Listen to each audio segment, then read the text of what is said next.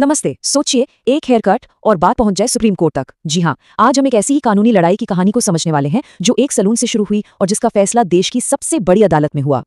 2 करोड़ रुपए, वो भी एक खराब हेयरकट के लिए मुआवजा। सुनकर थोड़ा अजीब लगता है ना?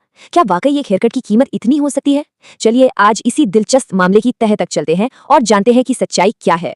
तो आज हम इस पूरे केस की यात्रा पर चलेंगे। देखेंगे कि ये 2 करोड़ के हेयरकट की कहानी शुरू कैसे हुई, सेवा में कमी का क्या मतलब था, सबूतों की पड़ताल कैसे की गई, कोर्ट में क्या दलीलें दी गई और आखिर में सुप्रीम कोर्ट ने क्या फैसला सुनाया। तो ये कहानी शुरू होती है नई दिल्ली के एक बहुत ही नामी होटल ITC मौर्या से। और इस कहानी के जो 2 मुख्य किरदार हैं वो है मॉडल आशना रॉय और खुद ये होटल। यहीं से इस पूरे मामले की नींव पड़ी। देखिए, ये कोई 1-2 दिन की बात नहीं थी। ये केस कई सालों तक चला।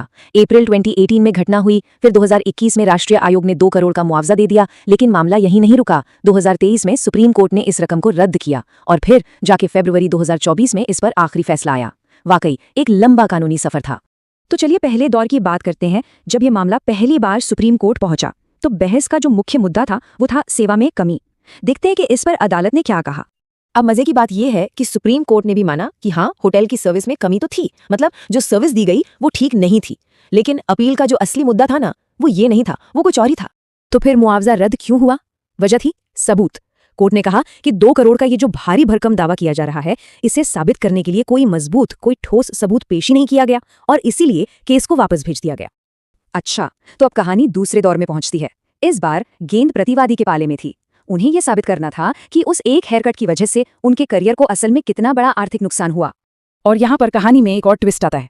जब केस दोबारा सुनवाई के लिए गया तो मुआवजे की रकम कम होने की बजाय और बढ़ गई। जी हाँ, इसे बढ़ाकर 5 करोड़ 20 लाख रुपए कर दिया गया। अब यही तो सबसे बड़ा सवाल था। कोई ये कैसे साबित करे कि एक हेयरकट ने उसका पूरा का पूरा करियर ही खत्म कर दिया, और वो भी इतने बड़े दावे को सही ठहराने के लिए जरूरी सबूत कहाँ से आएंगे? ये एक बहुत बड़ी चुनौती थी। तो अपने करोड़ों के दावे को मजबूत करने के लिए आशना रॉय ने कई तरह के सबूत पेश किए। अपनी नौकरी की सैलरी स्लिप, कुछ जॉब ऑफर्स के ईमेल्स, मॉडलिंग के सर्टिफिकेट्स और इतना ही नहीं, एक फिल्म और एक बड़े हेयर केयर ब्रांड के ऑफर भी दिखाए गए। साथ में मानसिक तनाव के लिए डॉक्टर का एक नोट भी लगाया गया। लेकिन इन सब में एक बहुत बड़ी और कह सकते हैं कि सबसे जरूरी बात थी। अदालत में जो भी दस्तावेज दिए गए वो सब के सब फोटोकॉपी थे, ओरिजिनल नहीं। और यही एक पॉइंट आगे चलकर पूरे केस का रुख मोड़ने वाला था।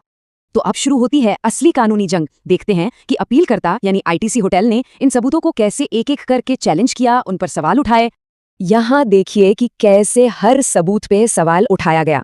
सैलरी स्लिप से पता चला कि वो तो हेयरकट के बाद भी नौकरी कर रही थी। जो 60 लाख की फिल्म का ऑफर था वो घटना से 4 महीने पहले का था। और हेयर केयर ऐड का ऑफर एक सादे कागज पर था, किसी कंपनी के लेटर हेड पर नहीं। और डॉक्टर का नोट वो किसी मेंटल हेल्थ एक्सपर्ट का था ही नहीं और उसे पहले दौर में दिखाया भी नहीं गया था। तो यहाँ पर 2 अलग अलग नजरिए टकरा रहे थे।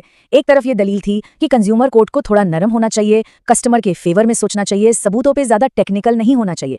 वहीं दूसरी तरफ ITC का कहना था कि भाई सबूत तो असली होने चाहिए, हमें उन पर सवाल पूछने का, उन्हें जांचने का मौका तो मिलना ही चाहिए, ये हमारा अधिकार है। और इन सब दलीलों और सबूतों की जद्दोजहद के बाद हम पहुंचते हैं केस के फाइनल फैसले पर। एक ऐसा फैसला जिसने एक बहुत ही महत्वपूर्ण कानूनी सिद्धांत को स्थापित किया। और सुप्रीम कोर्ट ने एक बहुत ही साफ और दमदार बात कही। उन्होंने कहा, मुआवजे का निर्धारण सिर्फ मांगने पर नहीं बल्कि ठोस सबूतों पर आधारित होना चाहिए। ये लाइन इस पूरे केस का सार है। तो कोर्ट ने साफ कर दिया कि ये जो फोटोकॉपी वाले सबूत हैं, इन पर भरोसा नहीं किया जा सकता और इनसे 2 करोड़ के नुकसान का दावा कहीं से भी साबित नहीं होता। वो इस दावे को स्थापित करने में पूरी तरह से विफल रहे।